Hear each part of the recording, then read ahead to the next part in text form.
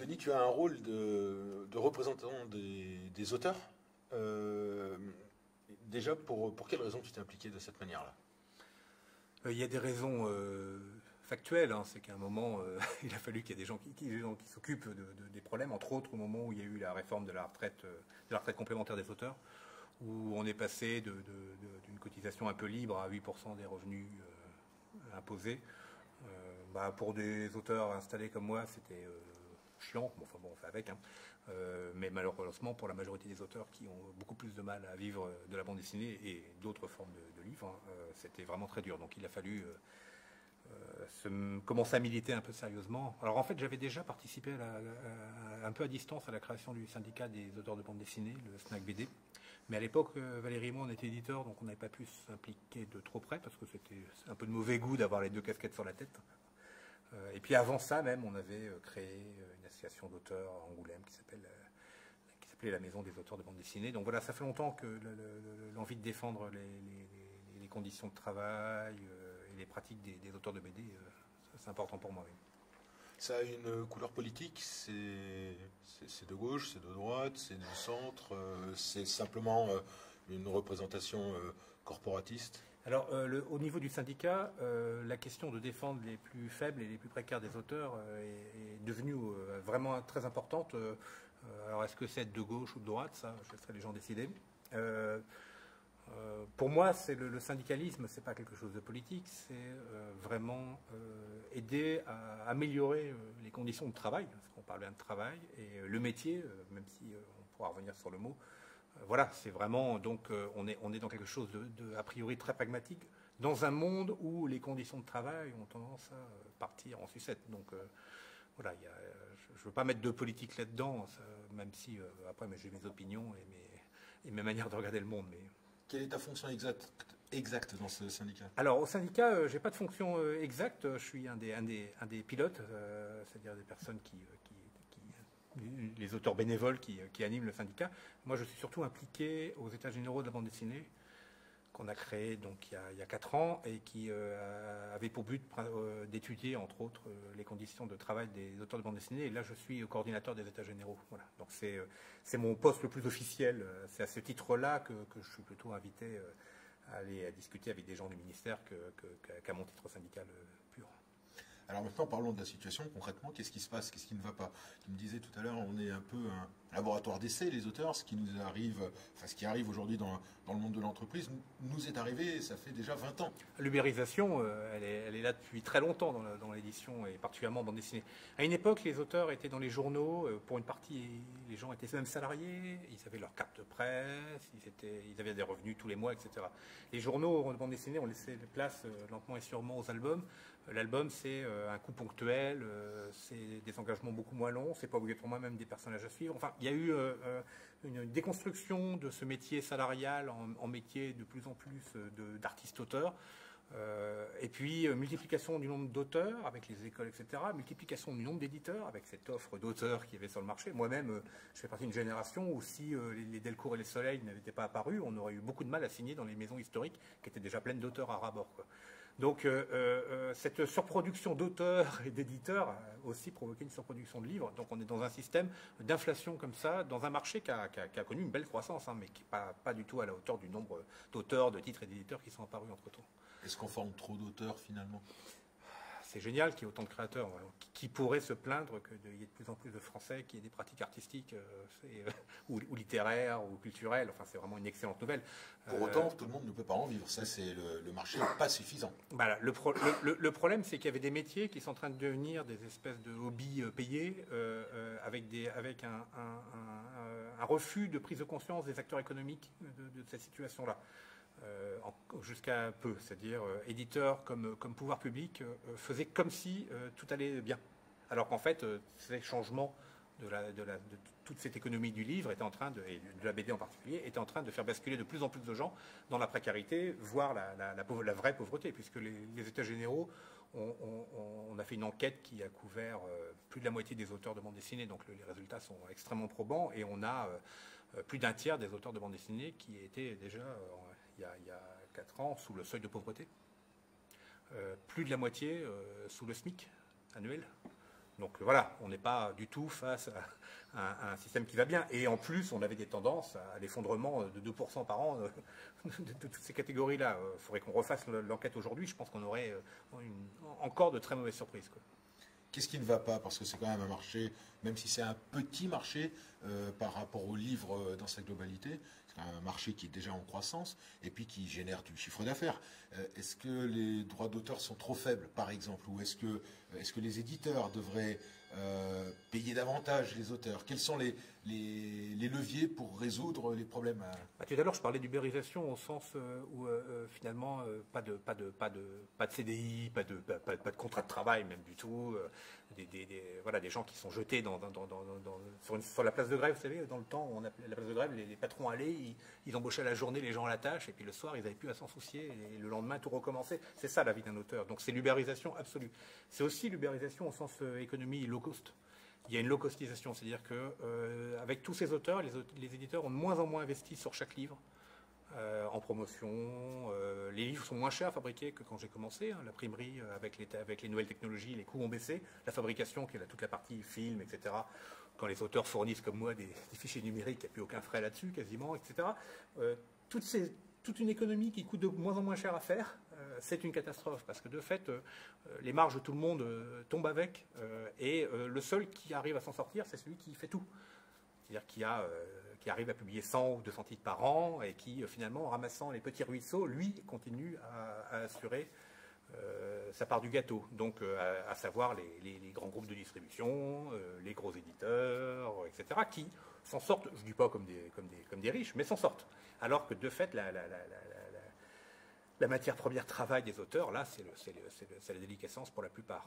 Sauf les auteurs de best-sellers, mais voilà, on va exclure les gens, enfin, je dis on parce que j'en fais partie, heureusement, on va s'exclure parce que de l'équation, parce que j'allais dire on n'a pas de problème, donc ne parlons pas de nous, quoi. C'est pas, quoique, il y a de moins en moins de best-sellers à vue de nez, donc ce système de low cost est peut-être aussi en train de détruire la pompe à fric, qui est pour tout le monde le best-seller, parce que le best-seller nourrit toute l'édition, toute la librairie et toute la fiscalité à la fin. Donc, est-ce que l'État a un rôle à jouer là-dedans? Oui.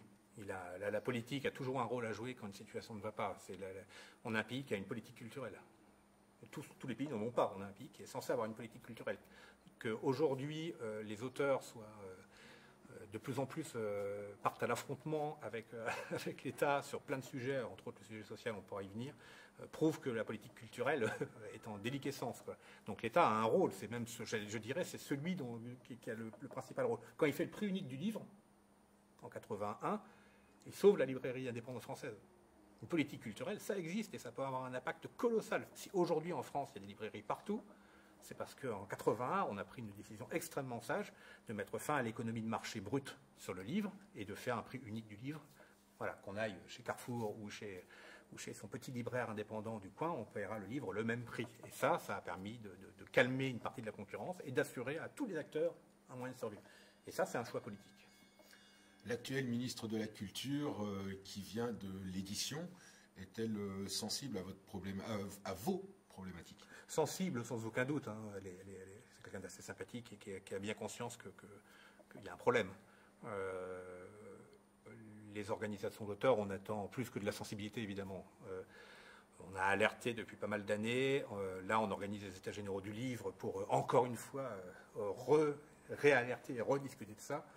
Mais voilà, nous maintenant, ce qu'on veut de la part des ministères, parce qu'il n'y a pas que la culture qui est impliquée, puisque la réforme sociale touche les affaires sociales, puis quelque part, on a un président qui se dit protecteur des arts et lettres, ça l'implique aussi. Voilà, on a vraiment besoin aujourd'hui de gens qui admettent la problématique, qui est celle de la précarisation des métiers d'auteurs, et qui viennent avec nous discuter parce qu'on a proposé des solutions multiples, diverses, il faut en discuter, il faut les mettre sur la table, il faut les jauger, il faut que l'État fasse des études pour savoir ce qui va être bien ou pas bien. Enfin voilà, on a besoin de l'État.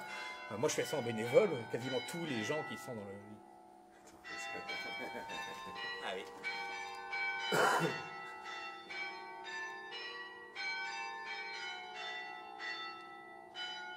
En plus on va avoir bong bong bong de l'heure derrière, après c'est pas fini. Donc on a 4 coups, 5 coups. Il faut penser à celle-là.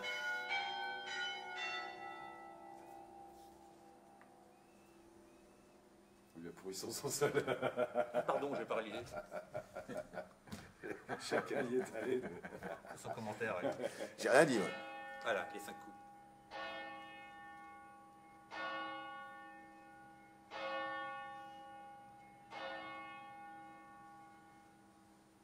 C'est bon. J'en ai compté 6, non? Non. On était sur l'État. On était sur l'État. Et parmi toutes ces mesures qu'il y aurait à mettre en place, laquelle te paraît la plus urgente ou la plus importante? Alors là, le problème aujourd'hui, c'est d'aider les auteurs à continuer à avoir une couverture sociale qui n'est pas trop lourde pour eux. On a une sécurité sociale assez particulière. Elle a été créée dans les années 70 parce que il fallait bien trouver une solution pour que tous ces auteurs, déjà pas très riches à l'époque, puissent quand même être protégés. Et aujourd'hui, la tendance est à supprimer les régimes spéciaux et à mettre tout le monde dans le même bain. Or, si on met dans le même bain que tout le monde, là, c'est fini, parce que les augmentations vont être terribles. Or, il y a des augmentations aussi pour tout le monde. Et aujourd'hui, on est en train de taper dans l'os des auteurs au fur et à mesure. Donc, la solution, déjà, sur ce terrain-là, c'est que l'État arrête de modifier, pour le pire, les choses pour les auteurs, et aussi qu'il nous aide à refinancer ça, parce qu'il y a des moyens de financer. On a proposé de nouvelles taxes relativement légères, mais qui permettraient de venir nourrir des fonds financiers, qui permettraient aux auteurs de garder leurs droits, voire de les augmenter, sans que ça leur coûte plus cher. Voilà. Donc il y a eu plusieurs propositions. Il y en a une, par exemple, qui est la taxe sur le domaine public. À partir de 70 ans après la mort d'un auteur, le livre devient publiable par n'importe qui, il n'y a plus de droit d'auteur à verser aux ayants droit. On pourrait imaginer que, alors qu'il y a des auteurs qui sont entre 8 et 10%, on va dire, sur un livre, on pourrait imaginer qu'il y a encore 1 ou 2% qui sont prélevés et qui vont là à une caisse commune qui permettrait d'alimenter les retraites des auteurs, par exemple. Puisque à partir de là, normalement, le livre devrait baisser de 8% hors impoche entre le jour où il appartient encore à un éditeur et le jour où il est dans le domaine public, il ne change pas de prix. Voilà, donc ça veut dire que quelque part, l'éditeur récupère les 8% qu'il verse avant aux auteurs. Donc, ce serait bien qu'il y ait une petite partie qui... ça, c'est une taxe relativement indolore, mais en multipliant ce genre de choses qui ne feront pas changer les prix sur le marché, mais redétourneront quelques flux financiers. On ne parle pas d'énormément d'auteurs. Hein. Les auteurs du livre qui sont adhérents à la sécurité sociale, c'est 7000 personnes en France. On est en train de parler de sauver 7000 personnes. Ce n'est pas des centaines de millions qu'il faut. On est très très loin du budget qu'il faut pour restaurer la moindre porte de cathédrale comme à Bayeux. Hein. Voilà, on est sur le livre, c'est une économie low cost, même quand elle ne l'était pas avant. Ça reste pas cher faire un livre, faire une bande dessinée. Faire une bande dessinée, ça se fait à 1, à 2, comparé au moindre film qui se fait à 50 ou à 100, et on ne parle même pas des films américains qui sont à 2000. C'est une toute petite économie, et c'est une économie qui en même temps génère tout un avenir justement dans le jeu vidéo, dans le cinéma, dans la télé, parce que comme ça coûte pas cher, les producteurs ne se rayent pas, les éditeurs, pas trop en tout cas, et on tente plein de choses. Et c'est là qu'on invente des formes qu'on n'oserait pas inventer quand il faut sortir 20 millions d'euros pour chaque essai. Donc c'est important de maintenir ça en vie. Le futur est-il du coup obscur pour les auteurs de BD ou au contraire plutôt radieux malgré les difficultés? Si l'État et les éditeurs et les autres acteurs de la chaîne du livre, mais c'est les deux premiers concernés, comprennent qu'ils sont en train de jouer avec leurs petits producteurs de lait et que ça peut mal se terminer et qu'ils font un pas vers les auteurs pour arranger la situation, je suis sûr que ça peut aller très bien. Si tout le monde continue à faire c'est pas moi le responsable, l'avenir, on verra bien, on peut aller à une catastrophe.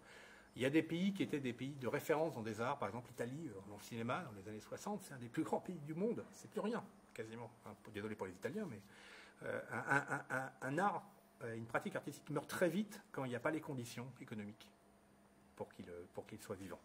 Et ça, aujourd'hui, quand les auteurs disent que ces conditions économiques se dégradent et qu'elles deviennent impossibles à tenir, ils alertent sur le fait que demain, on puisse ne plus avoir d'auteurs en France.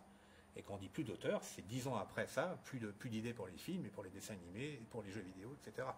C'est-à-dire qu'on peut sortir de l'histoire culturelle dans ce pays, comme l'Italie, malheureusement, est sortie de l'histoire. Elle avait aussi une bande dessinée foisonnante, elle avait un cinéma foisonnant, elle avait des écrivains foisonnants. Où est l'Italie aujourd'hui, quoi ? on peut être l'Italie demain. Il n'y a aucune raison qu'on reste sur ce podium, parce qu'on est sur un podium, hein, c'est merveilleux, avec notre cinéma, nos jeux vidéo, etc. On occupe, selon les espèces, la deuxième ou troisième marche sur le podium à chaque fois. Il y a les Japonais pour certaines parties, les Américains bien sûr, les Anglais un peu, mais voilà, ce podium il est étroit. On peut s'en faire virer si on ne fait pas attention à maintenir des conditions pour que les créateurs initiaux, que sont les auteurs de livres et de bandes dessinées, puissent continuer de travailler. Merci Denis Bajram.